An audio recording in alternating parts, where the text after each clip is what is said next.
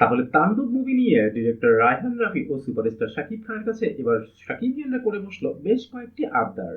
আর এই আবদারগুলো নিয়েই থাকছে আমাদের এখনকার আয়োজন। সো আর দেরি না করে চলুন মূল গসিপের দিকে নজর দেওয়া যাক। It's now in open secret, director Raihan Rafi ও মেগাস্টার শাকিব খান কম্বো জুটি আবারও আসছেন সিনে পর্দায়। আর এই জুটির সিনেমা মানেই যে ব্লাস্ট তার প্রমাণ আমরা পাই তুফান দিয়ে। বাট মুভির নামের ক্ষেত্রে যেরকম একটা ভাইব ছিল, মুভির গল্প এবং মেকিং এ কোথাও যেন সেরকম একটা ভাইব বরাবরই মিসিং ছিল। অ্যান্ড দ্যাটস ওয়াই এবার মুভির অফিসিয়াল অ্যানাউন্সমেন্টের পূর্বে ডিরেক্টর রায়হান রাফি এবং মেগাস্টার শাকিব খানের কাছে শাকিবিয়ানরা করে বসেছে বিশেষ কিছু আবদার। আর এই আবদারগুলোর প্রথমেই রয়েছে সিনেমার গল্প এবং চিত্রনাট্য। শাকিবিয়ানদের অভিমত, সিনেমার গল্প এবং চিত্রনাট্য নিয়ে ডিরেক্টর রায়হান রাফিকে আরো অনেক বেশি সচেতন হতে হবে। আমরা যদি খেয়াল করি, প্রিয়তমা থেকে দরদ এই লাস্ট 4টা সিনেমা নিয়ে দর্শকদের বড় অভিযোগ হলো গল্পের প্রেজেন্টেশন দুর্বল। সিনেমার গল্প বা ওয়ে অফ স্টোরি টেলিং খুবই ক্ষীণ, কোনো প্রসারতা বা গল্পের কোনো জোর নেই। শাকিবিয়ানদের অভিমত এমনটা কেন হবে? আমাদের বিশ্বমানের সিনেমা নির্মাণ করতে হলে এমন টুকিটাকি বিষয়ের দিকে অবশ্যই নজর দিতে হবে ডিরেক্টর রায়হান রাফি এবং মেগাস্টার শাকিব খানকেও। এরপরেই রয়েছে সিনেমার ফার্স্ট লুক। ফার্স্ট লুক অনেক গুরুত্বপূর্ণ একটা বিষয়, আর এক্ষেত্রে শাকিবিয়ানদের অভিমত এক্ষেত্রে লক্ষ্য করতে হবে যেন শুটিং চলাকালীন সময় সিনেমার লুক কোনোভাবে রিভিল না হয়ে যায়। সিনেমার লুকটা ফার্স্ট লুকের মাধ্যমে বা সিনেমার মধ্যেই দেখতে বেশি মজা। এক্ষেত্রে উৎকৃষ্ট উদাহরণ হলো প্রিয়তমার বৃদ্ধ লুক। আর এমনভাবে দর্শকদের আচমকা আশ্চর্য করে দেওয়ার কথাই বলেছেন শাকিবিয়ানরা।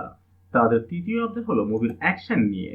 অ্যাকশন সিনেমার ক্ষেত্রে মুভির ফাইটিংই হচ্ছে মুভির প্রাণ। আর এই ফাইটিং এ নতুনত্ব ও বৈচিত্র্যময়তা আনার কথা বলেছেন শাকিবিয়ানরা।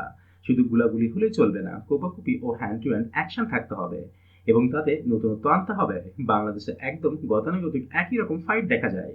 প্রয়োজনীয় সিনেমার হিরো এবং ভিলেনদের চাপ দিয়ে কয়েক মাস সময় নিয়ে তাদেরকে দিয়ে ফাইট ট্রেনিং করাতে হবে। তাছাড়া ভালো ডিওপি এবং ফাইট ডিরেক্টর ও বেস্ট স্ট্যান্ডম্যান সিলেক্ট করতে হবে। অন্যদিকে মিউজিক নিয়ে শাকিবিয়ানদের অভিমত হলো একটি সিনেমার প্রাণ হলো ওই সিনেমার গান। গানগুলো ভাইরাল হলে সিনেমা সুপার হিট। শাকিবের লাস্ট 4টি সিনেমার মধ্যে প্রিয়তমা এবং তুফান এই দুইটি সিনেমার বিজনেস অন্য লেভেলে চলে গিয়েছে। এর একমাত্র কারণ এই সিনেমার মিউজিক অ্যালবাম। আর রাজকুমার ও দরদের মিউজিক অ্যালবাম ছিল অ্যাভারেজ মানের, আর এই জন্য সিনেমা বিজনেসে করেছে একেবারেই অ্যাভারেজ মানের।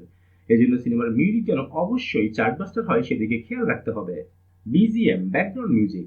শাকিবিয়ানদের অভিমত, মনে মনে গুনগুন করার মতো কোনো বিজিএম এই সিনেমায় রাখতে হবে। একটা অ্যাকশন সিনেমার জন্য বিজিএম অনেক গুরুত্বপূর্ণ, সিনেমার প্রাণও বলতে পারেন। বিজিএম সিনেমাকে এন্টারটেইনিং করে তোলে এবং শরীরে গুজবাম্প তৈরি করে। সো মুভির ব্যাকগ্রাউন্ড মিউজিক যেন একেবারেই অন্য লেভেলের হয় সেদিকেও খেয়াল রাখতে বলেছেন শাকিবিয়ানরা। এখন প্রশ্ন হলো, শাকিবিয়ানদের এই বিশেষ অনুরোধগুলো আদৌ কি ডিরেক্টর রায়হান রাফি এবং শাকিব খানের নজরে আদৌ আসবে কি না? That is a matter of great question. But to be very honest, আমরা যদি বাংলা সিনেমাকে বিশ্ব দরবারে এবং বিশ্ব বাজারে আরো বেগবান করতে চাই, তাহলে অবশ্যই উক্ত বিষয়গুলোর প্রতি আমাদের আরো বেশি যত্নশীল এবং দায়িত্ববান হতে হবে। তবেই না বাংলা সিনেমার বাজার আরো বেশি বেগবান এবং আরো বেশি শক্তিশালী হয়ে উঠবে। That's it for today. আবারও দেখা হবে নতুন কোনো ভিডিওতে নতুন কোনো গসিপ নিয়ে। Till then tata and bye bye. আর হ্যাঁ, প্লিজ সাবস্ক্রাইব করতে ভুলবেন না কিন্তু।